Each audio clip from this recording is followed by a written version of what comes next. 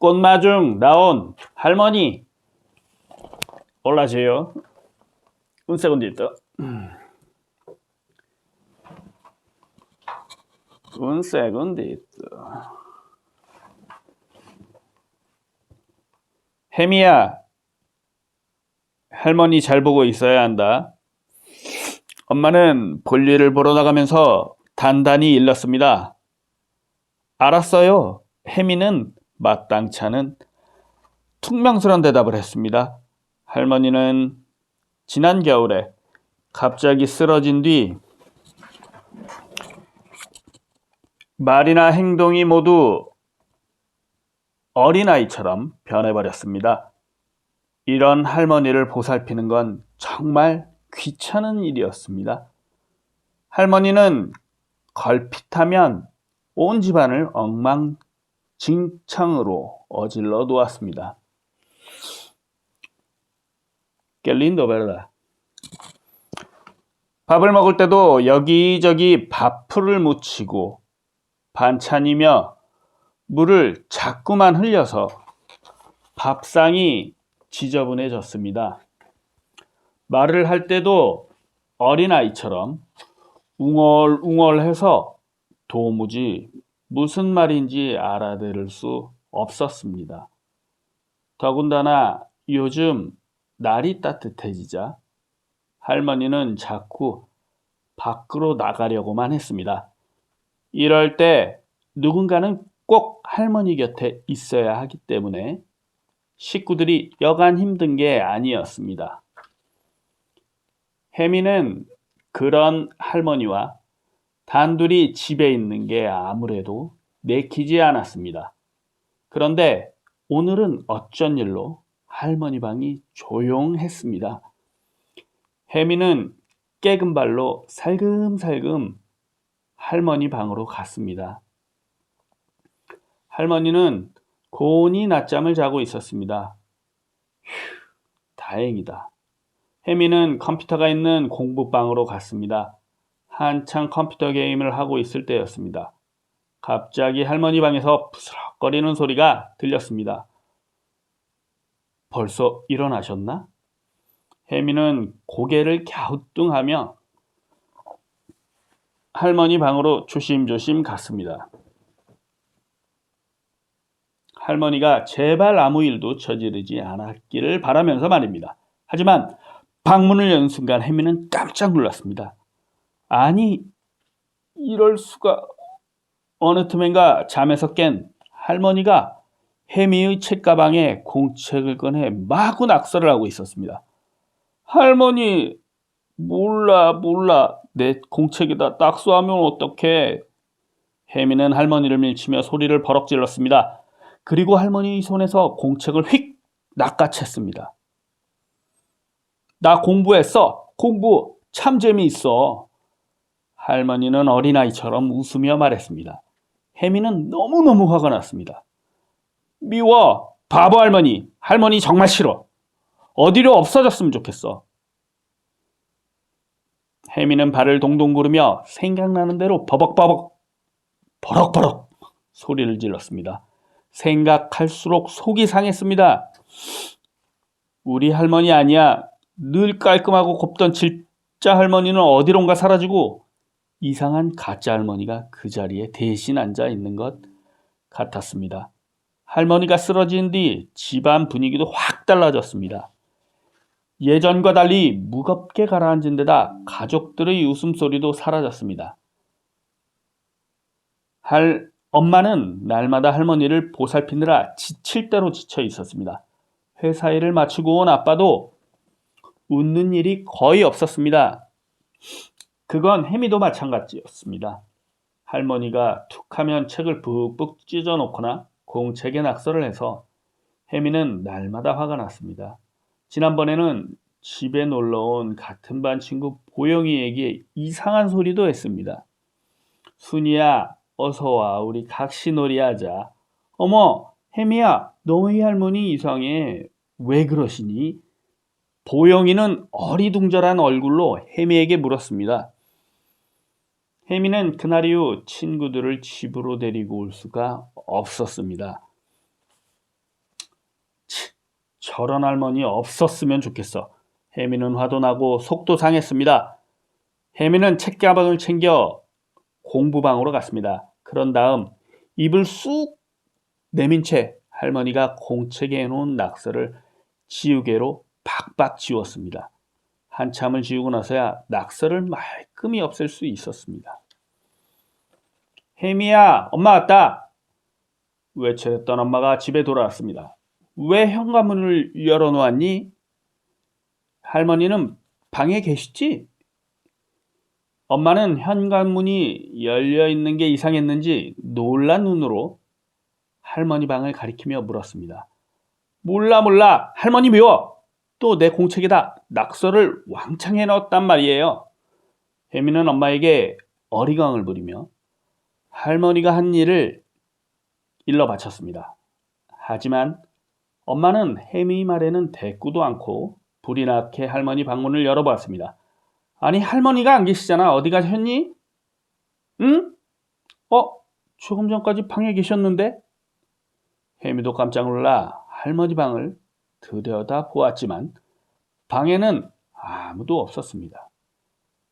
엄마가 할머니 잘 돌보라고 신신당부했지 않니? 그런데 도대체 뭘 하느라 할머니가 나가신 줄도 모르고 있었니? 응? 엄마는 버럭 화를 내며 허둥지둥 온 집안을 샅샅이 뒤졌습니다. 언젠가 할머니가 숨바꼭질을 한다며 옷장 속에 꼭꼭 숨었던 걸 떠올렸던 것입니다. 하지만 오늘은 집안을 아무리 찾아봐도 할머니는 온데간데 없었습니다. 컴퓨터 게임에 온통 정신이 팔려 할머니가 나간 줄도 모르고 있었다니 혜미는 어찌할 바를 몰랐습니다. 안 되겠다. 밖에 나가서 찾아보자. 빨리. 엄마는 정신없이 밖으로 뛰어나갔습니다.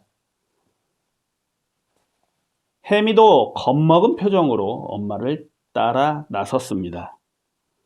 아저씨, 저희 어머니 못 보셨어요? 엄마가 경비 아저씨에게 물었습니다. 글쎄요. 여태 화단을 손질하다가 이제야 들어왔거든요. 경비 아저씨는 고개를 설레설레 저었습니다. 할머니는 혼자서 엘리베이터를 타지 못했습니다. 아무래도 계단으로 내려와 어디론가 간 모양입니다. 엄마는 아파트 주변 큰 길까지 나가 할머니를 찾았습니다. 지나가는 사람을 붙잡고 묻고 또 물었지만 할머니를 본 사람은 아무도 없었습니다. 어쩌면 좋니? 어쩌면. 아이고, 큰일 났네. 큰일 났어. 어머니 어디 계세요? 네? 너무 놀라 얼굴이 백지장처럼 하얘진 엄마는 발만 동동 굴렀습니다. 혜미도 겁이 더럭 났습니다. 다 나 때문이야. 내가 할머니를 싫다고 어디로 없어졌으면 좋겠다고 소리를 질러서 그래. 이를 어쩌지? 혜미는 집 주소는커녕 전화번호며 이름조차 제대로 기억하지 못하는 할머니를 자기가 내쫓은 것만 같아서 어쩔 줄 몰랐습니다. 해가 뉘엿뉘엿 서산으로 넘어가자 날은 금방 어둑어둑해졌습니다. 그때 회사에서 일하던 아빠가 놀란 눈으로 달려왔습니다. 많이 놀란 엄마가 아빠에게 연락을 한 것입니다. 그래, 파출소에는 가보았소? 아니요. 정신이 없다 보니 그 생각은 미처 못했어요. 어서 가봐요. 엄마 아빠와 혜미는 부랴부랴 가까운 파출소로 달려갔습니다. 혹시 집을 잃은 곱슬머리 할머니 안 계신가요? 그러자 경찰 아저씨는 기다렸다는 듯 반가워하며 말했습니다. 그렇지 않아도 신사파출소에서 노인 한 분을 보호하고 있다는 연락이 와 있습니다. 어서 그쪽으로 가보시지요. 제가 미리 연락해 놓겠습니다. 신사파출소라고요? 그렇게 멀리까지? 엄마 아빠는 놀란 가슴을 진정시키지 못했습니다. 신사파출소는 집에서 몇 정거장이나 떨어진 먼 곳이었습니다. 엄마 아빠와 혜미는 신사파출소로 허둥지둥 발길을 돌렸습니다. 여보, 어머님이면 좋겠어요. 틀림없이 거기 계실 거야. 엄마 아빠는 가는 내내 초조해 했습니다. 드디어 신사파출소에 도착했습니다. 엄마 아빠는 불이 나게 파출소 안으로 들어갔습니다. 혜미도 뒤따라 들어갔습니다. 어머니!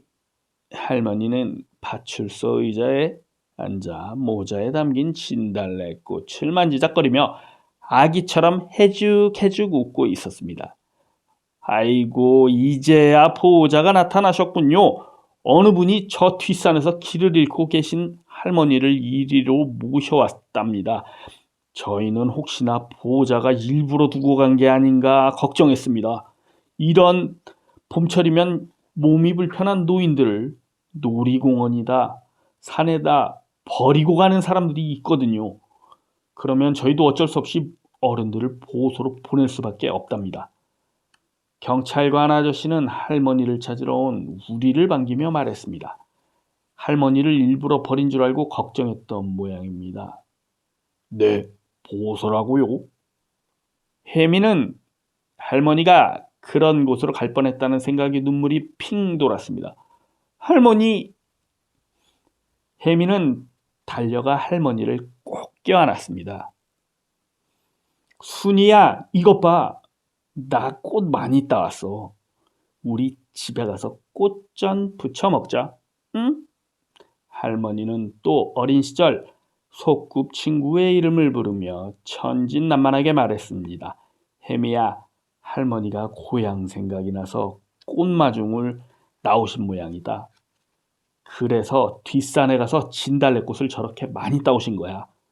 아빠는 눈시울을 붉히며 말했습니다. 혜미는 그제야 깨달았습니다. 그래, 할머니는 아기가 되신 거야. 그러니까 이제부터 내가 돌봐드려야 해. 내가 갓난아기였을 적에 할머니가 나를 잘 돌봐주신 것처럼 말이야. 혜미는 할머니의 앙상한 손을 꼭 잡았습니다.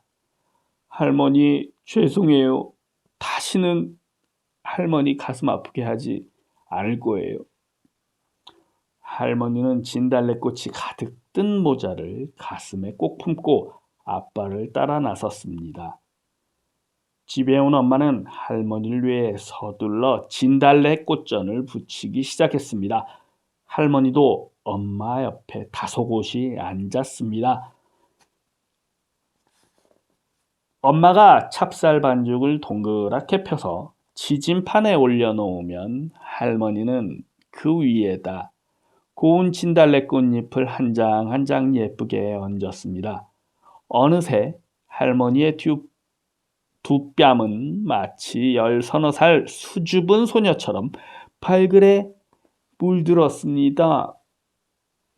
할머니는 집안 가득 퍼지는 고소한 부침 냄새를 따라 다시 어린 시절로 돌아간 듯 보였습니다. Te quiero mucho, mi hijo bello. Hasta mañana. Chao.